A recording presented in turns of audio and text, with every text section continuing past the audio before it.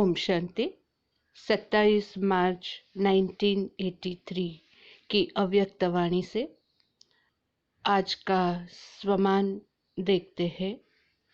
मैं कर्म भोग पर विजय पाने वाली विजयी आत्मा हूँ।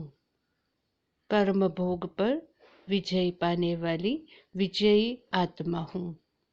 मुख्य पॉइंट सुनते हैं मुरली के आधार पर। कर्म भोग पर विजय पाने वाले विजयी रतन होना। बाबा पूछते हैं कि अपने आप को हम विजयी रतन समझते हैं? कितना भी कर्म भोग आए, शरीर का आए, मानसिक स्थिति का आए, परिस्थितियों का आए, तो क्या हमें हमारा ये स्वमान याद रहता है कि मैं विजयी आत्मा हूँ? बाबा आगे कहते, वे कर्म भोगने वाले होते और आप कर्म योगी हो।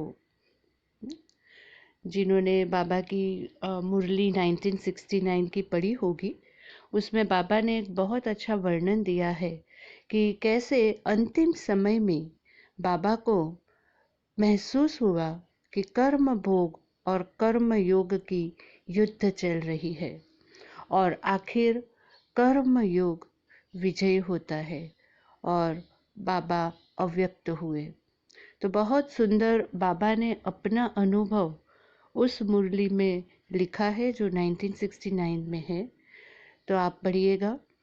तो बाबा कहते कि कर्म भोग को कर्म योगी होकर हमें जीत पानी है।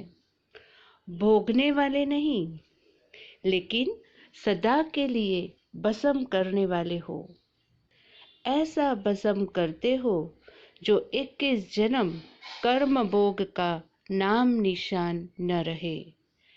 आएगा तब तो भस्म करेंगे। क्या आएगा? कर्म योग से कर्म भोग को खत्म करने की विधि क्या बताई? मैं विजयी आत्मा हूँ। मैं विजयी आत्मा हूँ।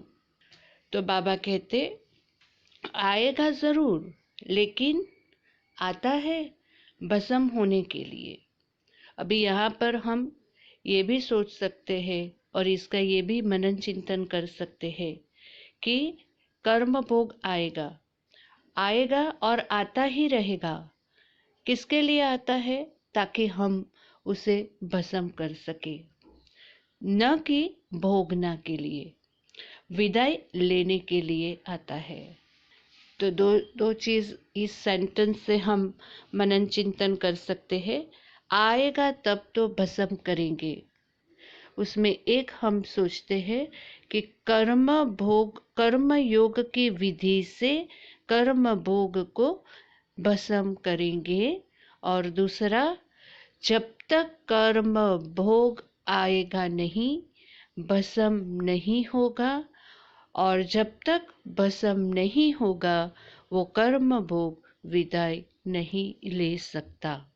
तो बाबा ने आगे कहा, क्योंकि कर्म भोग को भी पता है कि हम अभी ही आ सकते हैं, फिर नहीं आ सकते।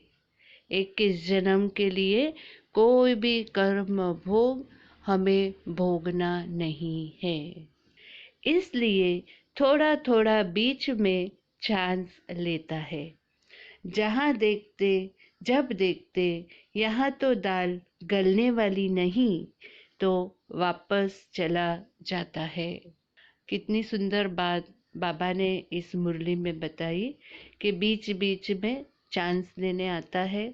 हम सोए हुए को जगाने के लिए आता है ना। कभी कभी ब्राह्मण आत्माएं भी पुरुषार्थ में अलबेले होकर आलस्य की नींद में सो जाते हैं, तो तभी ये कर्म भोग आता है, चांस लेता है और हमें फिर से एक बार चार्ज कर कर जाता है।